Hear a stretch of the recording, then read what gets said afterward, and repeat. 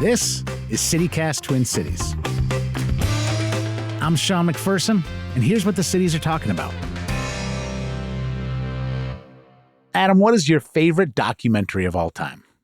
I think favorite is hard to pick, but if I gotta go like most impactful, I'm gonna say Blackfish, because I saw it when I was little. It's the one about SeaWorld, and it made me real sad because I loved SeaWorld as a kid. You're from Orlando. Yeah. Did that documentary like ruin the local economy? No, and I have complicated feelings about it now because while SeaWorld like definitely treats their captive animals poorly, they also pour a ton of money into like marine research. Can't like recommend the documentary with my whole chest. Adam Sage, SeaWorld Defender. It is a hot take. I know that you are not strictly on that side. Can I offer a less problematic documentary endorsement? Yes, please. Okay. The documentary Wilco, I Am Trying to Break Your Heart is one of the greatest documentaries of what it's actually like to be in a band, where they really capture the fighting, the puking in the bathroom, not from drugs, but just from actual stress. You've been in bands, I've been in bands. It is very stressful, and I've never seen a better depiction of it. It's a feel-good documentary day here on CityCast, and we're getting it started. A little bit later in the episode, we're going to be dissecting 3 recent documentaries that take profoundly different stances on where Minneapolis is heading. We just had a full city council and mayoral election, and we're going to take a serious look at these films because it's a great way to get a sense of where we might want to go. For that section, we'll be joined by producer Tiffany Bowie and contributor Winter Keefer. Before that, we're going to get a rundown of events with our producer, Adam Sage. Adam, we're going to get through a bunch of events throughout this week. Can I highlight one that's actually happening tonight? Yeah.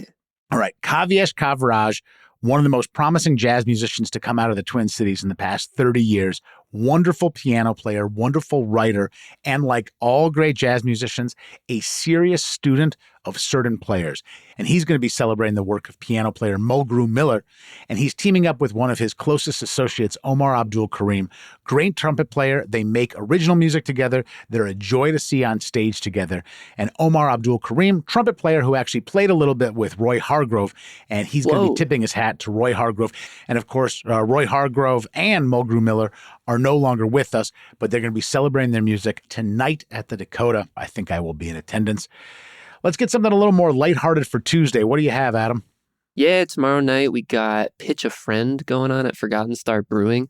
And even if you're not pitching a friend or not looking to pick up a date, I stumbled into one of these at Sociable Cider Works a while ago, and it's just fun to watch. We're also just a little bit away from the Thanksgiving holiday, and that'll dovetail into Christmas and New Year's, etc. And it is holiday pop-up season. What's starting on Wednesday? Yeah, I like when a bar just puts a bunch of crap up on the ceiling and makes it look pretty.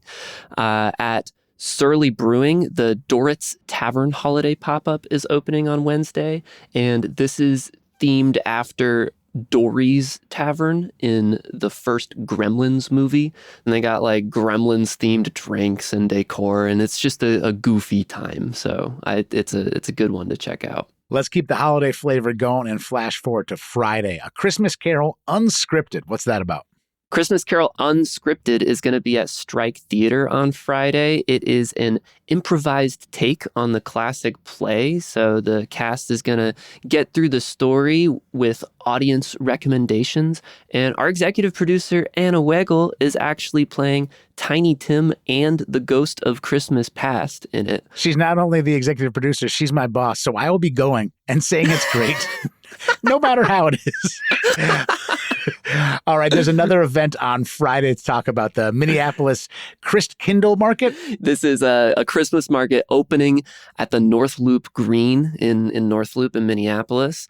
They got live music, local craft vendors, activities for kids, German food, mulled wine, and it's just like a pretty little Christmas market to walk around. My hot tip is if you're walking around the North Loop ahead of time, you can stop in at free wine tastings at the Itasca liquor store and North Loop Wine and Spirits that go on every Friday. So get a little wine tasting ahead of it, get a little mulled wine at the event, and just sit back in the cold and listen to some live music. It's the first one this Friday, and it'll go every Friday, Saturday, and Sunday all the way until December 21st. Let's take a look at something happening at the end of the week on Sunday, a found footage fest up in Columbia Heights at the Heights Theater. What's that all about? It's these two guys that are just obsessed with VHS tapes. And I'm not talking like movies, just like weird shit that they find, like a McDonald's training video or like home workout videos from the 80s. And they just take you through this world of 80s and 90s VHS and make fun of it on mic as they go. And it is such a good time. There's 2 showings on Sunday, and the 7:30 p.m. one is already sold out. But if you want to check it out, I'd recommend getting tickets to the 4 p.m. showing as soon as you can, because it will also sell out. Also at the Heights Theater, when they're doing it, they have a live organ player going along with them. It's just a really unique, fun event. You got something you're planning on doing on Wednesday night. What is that all about? That's the Wednesday night bike ride from Sociable Cider Works. It's just put on by some lovely people. Free, go ride your bike around town, even though it's cold and dark.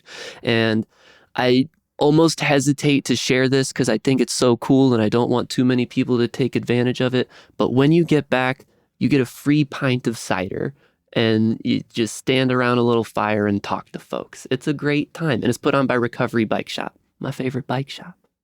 Do you use a bike light? Absolutely. And I have had my bike light stolen. So now every time I park downtown, I put it in my pocket. We want to hear from you. Did you steal Adam's light? He would like it back. If you have Adam Sage's light, send us a text, 612-217-0637, or you can also leave us a voicemail with all your information. And yeah, if you come clean, we will shout you out in the episode. No judgment here. We've got some documentaries to discuss. Before we do that, we're going to take a quick break.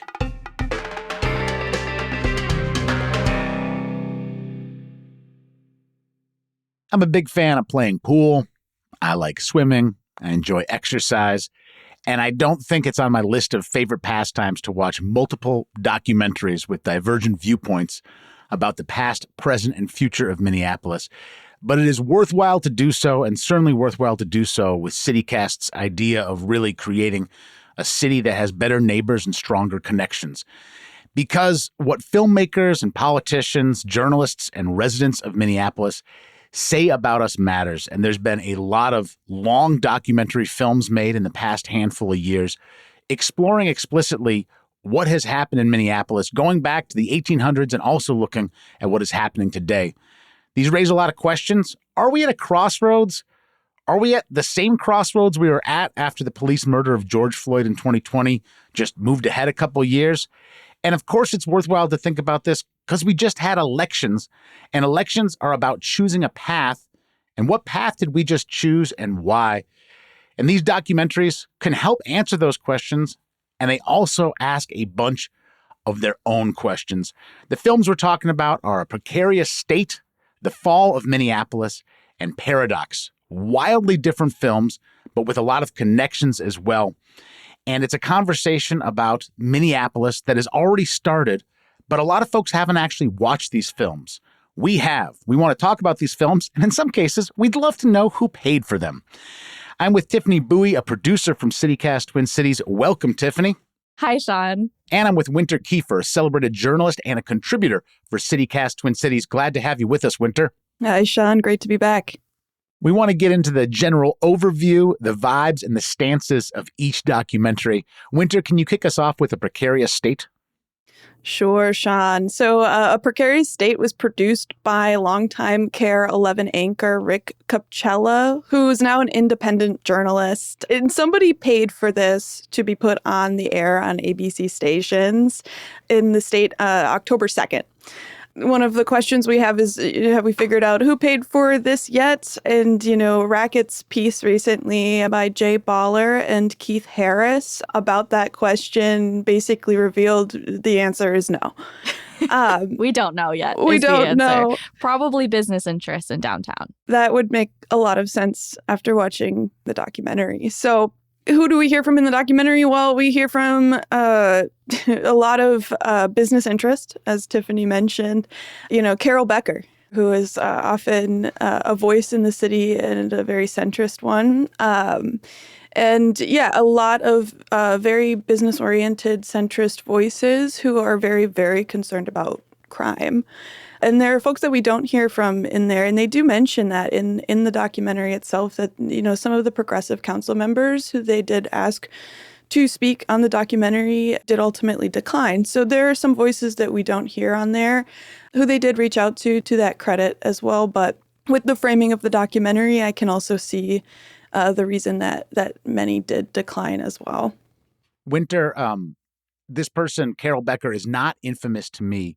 She is the woman who runs the Minneapolis Times.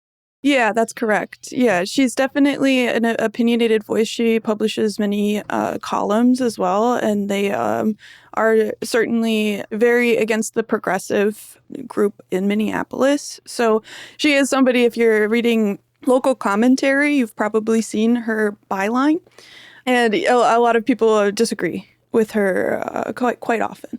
And Rick Kupchella not only won't say who paid for it, but he also says it's not important who paid for it. Were you mentioning that, Tiffany, that he's sort of like, who cares who paid for it? This is just a piece of documentary information. Right. He says that the business leaders that helped fund this documentary did not want to come forward for fear of backlash. And he maintains that it's just people who are concerned about the state.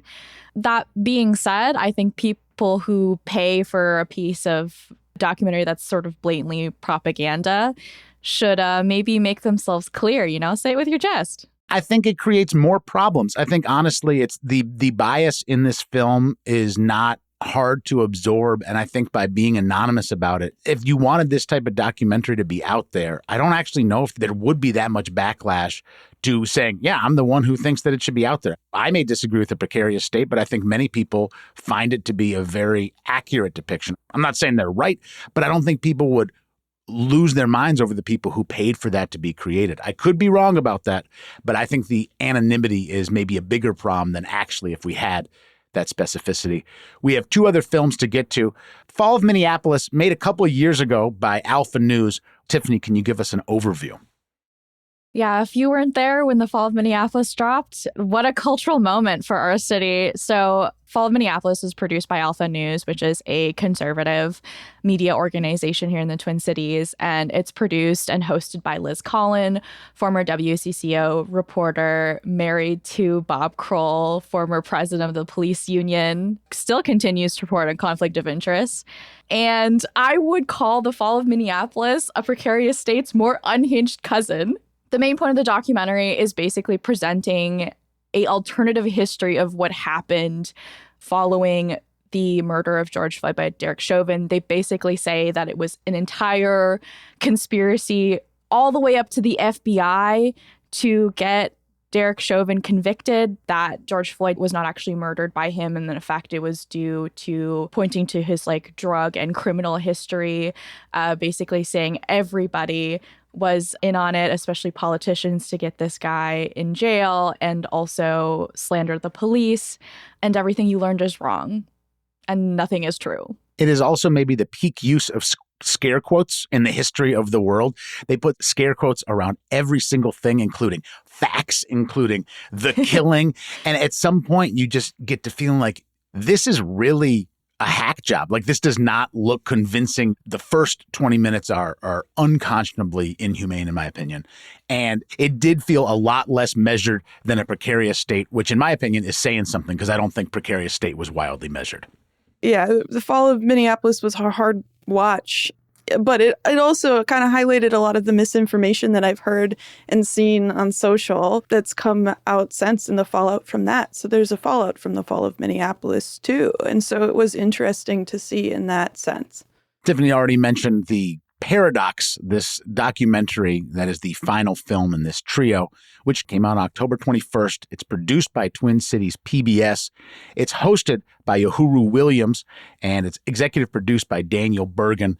And one might wonder, if you have a movie titled Paradox, what is the paradox? And the paradox they seem to underline is that Minneapolis is seen as this progressive place with some of the biggest names in progressive politics, especially in the 20th century, coming right out of the Twin Cities, but these stark racial disparities existing in public safety, and also establishing that this paradox doesn't land like a spaceship in 2020, that there actually is a lot of paradoxical moments in the history of Minneapolis where we were patting ourselves on the back and at the same time being really far from progressive, especially in how our policing worked. It's not wildly focused on the present or even on 2020. It's really going, what is in the water here in Minneapolis that has caused the specific relationship between the city and the police department? And I left watching that thing going, are we doomed? When I saw this history of mismanagement between political leaders and the police, there was times where you go, can we work this out? Can we have a good police department in Minneapolis? That was one of the big questions I walked away with. Do any of these three documentaries make any of the same points? Do you think there's anything that they really share ground on? I think they're concerned for the city, and they are concerned in different ways, and some of them live in different realities. And that is as generous as I can be.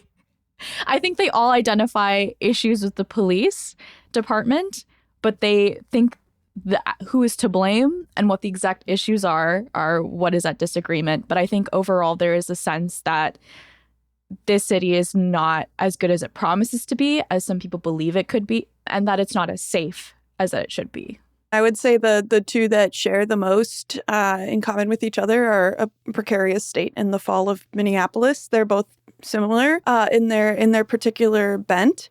Whereas I would say Paradox is really just trying to set the scene from a historical perspective. And Precarious State clearly has a bent around business and business owners, whereas Paradox also talks about that, and then it adds in a little bit more about labor. The sense I've gotten covering city council over the last couple of years is that the business community, especially coming out of COVID, it often feels left behind. There's a really deep fear of the current council with its progressive majority imposing more and more regulation around business and how they can operate. It really showed last year in the conversation around the Labor Standards Board, which ultimately was passed by the council, vetoed by the mayor, and then the veto was sustained. I think which documentary you'll like reflects your relationship with whether or not you were 11 in Minnesota at some given point, which is, I think if you were like, things were better when I could go get a sody pop for $1 and there was no such thing as racism, and I've never heard of that in my life, you're going to love A Fall of Minneapolis and A Precarious State, especially A Precarious State. It gives me very much like things were better when I was small and didn't have to pay taxes. And then if you have been knowing about Minneapolis racist history and have felt it and lived it, then you will probably appreciate Minnesota Paradox much more and understand that tension of like people telling you that this is a great state, that things are great and awesome, and we're not the South. I only moved here when I was 15, but I was still a fan of a sody pop. I think that so much of what you're referencing, Tiffany, is about hearkening back and thinking, oh, there was a time when it was better. And I think it's worthwhile to ask, better for who? On the left, a disservice is done and a service is done when folks go, hey, I'd like to just point out that we don't live in a hellscape. Hey, I'd like to just point out that we aren't in a war zone. And I think the service that's done is just actually speaking truth, not just to power, which is a very common and vital phrase, but speaking truth to everyone and saying that very clearly is very valuable. But I think, Tiffany, one thing I come in with at the age I'm in is I'm going, like, Uptown is not a hellscape. Uptown is not at the most thriving it's ever been. I don't think it's at its peak. And I think that is a much more measured comment than going, it's a war zone, put on your jacket. I do find that it would be valuable to be soberly honest about where we're at, which is to say, there should be better years ahead for this city. And the better years that are behind us were not actually like squeaky clean. And what Paradox made me look at was the fact that there is no comfort in going, oh, we aren't the South. There's actually a lot of value in going, there are some uniquely problematic things about the way the Minneapolis Police Department has comported itself and worked. So I believe that the thing these movies agree on is that there was enough of a big crisis, uprising moment that it is worth looking for rebirth. And I feel like Precarious State is sort of going, the only way we can have rebirth is if we have a centrist mayor and get every remotely socialist or democratic socialist leaning city council person out of there. I feel like Fall of Minneapolis is going, there was a crisis and the problem was the police weren't like violent enough. And I don't even know that I'm being inflammatory. I think that is truly the thesis of Fall of Minneapolis. And I believe that Paradox is saying there are things at the core of the way we relate to policing that need to be reimagined. But I think there's a moment for rebirth and reexamination is one thing that these three movies do share. Again, their conclusions are very different, but I feel they share that. Yeah. All of these documentaries are trying to answer the question, what happened in Minneapolis? Why? And why is it not the same since 2020? I think A Precarious State specifically, which is, I think, it's more recent than A Fall of Minneapolis. It came out very recently. And in a different way than Fall of Minneapolis touches on the question of like, why aren't our downtowns back? Why have we not bounced back? Why is there still this sense of unease? And the answer that both of these conservative documentaries point to is because we hung out the police department to dry, and it is the fault of especially very progressive /DSA city council members, to some extent the mayor. And so that is their argument, which is the city is not what you remembered when you were 11, because everyone started talking about racism. I will say the only interesting part to me of the Fall of Minneapolis was when they talked about the abandoning of the precinct and having the police officer sort of recount that night of not knowing what was happening and feeling very abandoned by the mayor who told them to leave their workplace and seeing it get burned and torched up. I can understand how that would be a moment of them going, F you, and F this city, F this mayor, and these politicians. Like, I almost understand that. And that was the only part of the documentary where I was like, okay, this was worth hearing from these folks for, and they weren't just lying through their teeth. One thing that Precarious State outlined was it lacked something in its ability to even understand the structures of the city, particularly around policing. Like, Paradox did a really good job of explaining that per our city charter, even before a strong mayor system, the mayor had discretion over the police department. And it was bizarre to me to see Precarious State really not mention the mayor much at all. I do understand when it comes to a budget that has a lot to do with the city council, but it kind of ignored like a huge part of the political process. So there was some misleading pieces to both of the first two, Precarious State and The Fall of Minneapolis, that felt a little intentional. Another example, right? We're talking about Uptown. I'd have to go back and count the number of times they showed the Uptown Theater boarded up in a documentary that aired on October 2nd. And the Uptown Theater's been open for a little while. And so that felt a little intentionally misleading when it came to what they chose to show and what they didn't, especially when we're talking about a documentary that's talking about this election, which, just happened. I did find there was lots of footage of a legitimate gunfight. That I don't know what a legitimate gunfight is. A gunfight happened, I think, at around 19th and Nicollet, somewhere around there. And I saw a comment, I think it was in Racket, and they were like, that gun battle was 2 years ago. And I have a completely different optic to that than I do to the Uptown Theater thing, where I go, a gunfight of that magnitude within the past 3 or 4 years, when you're talking about the sort of scope of a Precarious State, is worth discussing, worth documenting, and worth pointing out as a sign of problems in the city. And when a defense I saw was like, oh, that was from a couple of years ago, that doesn't hold water for me when it's a gunfight. It's not the same as the Uptown Theater.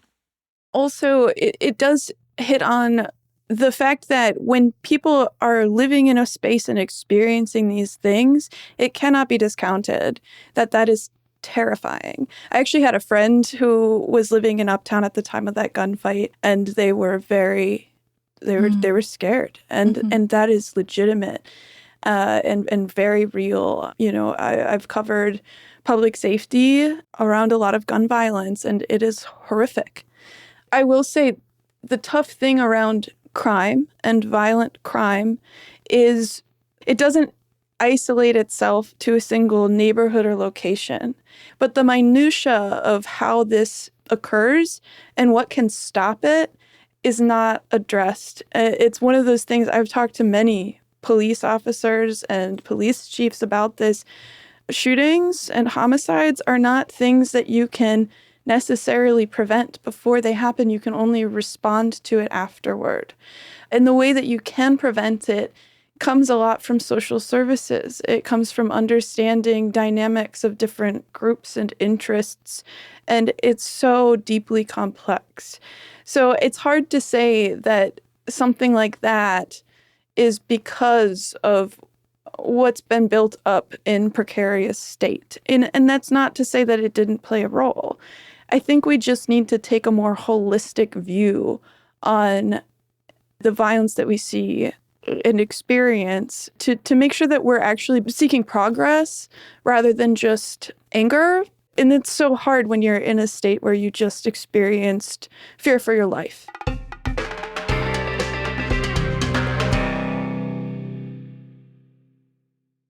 Let's talk a little bit about bias and about the media landscape. It bears mentioning that both Rick Kupchella and Liz Collin came from TV news, and this turn in a much more opinionated and I would say biased way is all the more jarring when it's people who you let into your living room for years upon years. And I'm curious for both of you who have navigated a lot of work in the journalism space and the media space. Do you think that the similarities as far as the LinkedIn resume between Rick Kupchella and Liz Collin are vital to how this comes out? I think that people should be very careful about who they mean when they say media, because everyone loves to go, the media, the media, the media. But so did Rick Kupchella and Liz Collin, who are also the media. So who are we talking about? I don't think it is worth gatekeeping who should be a journalist, especially in the age of social media with all this information and with citizen and grassroots journalists. I don't really appreciate that distinction. However, there should be a separate category for people who exploit people's misunderstandings and lack of understanding of very complicated processes like the court system, like testing scores, and cherry pick evidence like a medical examiner's report and cherry pick evidence and then say, this is all data, this is all facts, this is all out there, this is what they don't want you to see. The Fall of Minneapolis claims that George Floyd was not killed because Derek Chauvin restricted his breathing. They claimed he died because of drugs in his system. This is not true. That is not what the medical examiner found. That is blatantly a lie. Precarious State and Fall of Minneapolis repeatedly say that the reason we are having crime issues is because the city council, the way to progressive city council, has cut police budgets over and over again. The council did cut the budget once in 2021, but since then it has raised from $170 million to $234 million. That isn't, sorry, that's an increase. Math. This chart is going up. So you just have people who are trafficking in lies and then telling you that this is the truth because they're giving you a slice of what you already probably want to believe about a city that you may or may not live in. And so I think we should be just very careful about who we mean when we're pointing fingers. Tiffany, you just brought receipts in a very pointed way about true mistakes and true inaccuracies in some of these films. I dismiss A Precarious State because they won't say who paid for it. And when they do, it's very vague business interests. And that it colors every moment of the film, whether it's when they're making a factual mistake or not. There are definitely people who might make that same blanket dismissal if the logo at the top is PBS, where they just go, oh, I have misgivings about PBS. They have a slant as well, even if they say they don't. And my question is, I don't think people are bringing up factual inaccuracies about Paradox, but is there still a problem for viewers who just go, I don't trust PBS because their track record, so I'm not trusting Paradox because the logo up top? I'm apologize for how depressing I'm going to be, which is I think you're going to watch or believe whichever documentary by whomever creates it, by how much you believe that racism is real and how much of a problem you are willing to believe that it is and how much of an obligation you feel like you should do something about it. I do think people's minds can be changed. However, I think the popularity of A Fall of Minneapolis and a Precarious State, what that tells me is that people want to believe in a different reality about a city. I think a city's existence is inherently political. I'm not saying that the people whose individual lives live here and like walk their dog and take their kids to school, like I'm not saying that on an individual level, but I'm saying everything that is projected onto a city like Minneapolis is political. And the political message now is that if you elect people who want to address racism, even just say that it's real, then your city is going to burn. And whether and how much you are willing to believe that is how much you are willing to press play. And it was very illuminating to see an alternative reality presented by these two documentaries. It is core to what CityCast Twin Cities is doing to talk about where Minneapolis is heading. I'm not taking away from where Minneapolis has been, but if one of our big missions is to create cities with stronger connections between neighbors and a thriving area where people know what's going on in their cities and are informed and are also living better lives because of the work we're doing, I think it's paramount to talk about where Minneapolis is heading. I'd like to pull back from the three narratives that we explored from these movies and just ask, after you've watched these three films, where is Minneapolis heading? What I like to say about cities is that there are two kinds. There are cities that have problems, and there are cities that deny that they have problems. And that in my in my experience, I've worked in both. And from what I've seen in Minneapolis used to be the latter. It was one where this is a good place to live. This is where you raise your family. This is where you foster your career. And those things are still true. But once you shift into the space where you can no longer deny the problems that exist, there's no going back. And I think that's my big takeaway from these documentaries, especially A Precarious State and The Fall of Minneapolis, is as much as it's often hearkening to another time, we're not going to lose the memory of seeing this horrific footage of another Black man being killed at the hands of police. And so I think the future is still on track to be major change as we contend with these major issues, in part because, again, there's no going back once you pull the veil.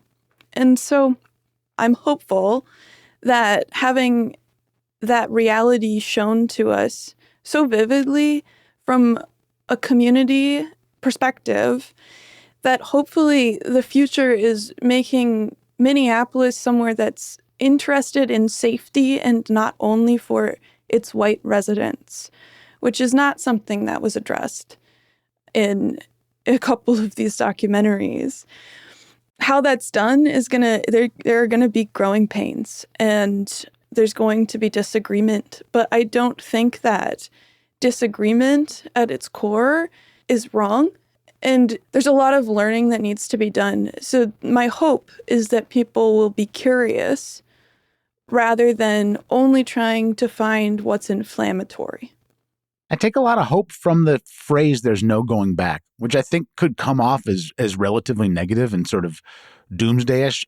It's not how I hear it, especially today, coming out of your voice, Winter. Like this sense of, when I've hit a huge crisis in my life, I often spend the first 10 minutes going, maybe this didn't actually happen to me. Like you crash your car and you go, perhaps I'm dreaming, or somehow this is going to be undone.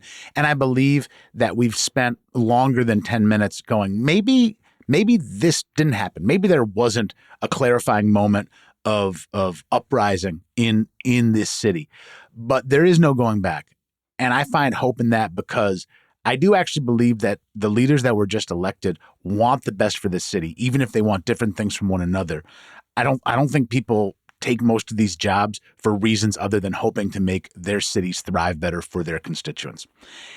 There is no going back. And at this moment, that phrase gives me hope about what it'll be going forward. I just felt cool for a minute. And now I got to go get a Sody Pop. I'm so thirsty. That's all for today here on CityCast Twin Cities. I'm your host, Sean McPherson. Tiffany and Winter, thank you so much for being here today, and thank you for watching these films. Great movie night. Yeah, thanks for having me. Les, thanks for having me watch all of those films.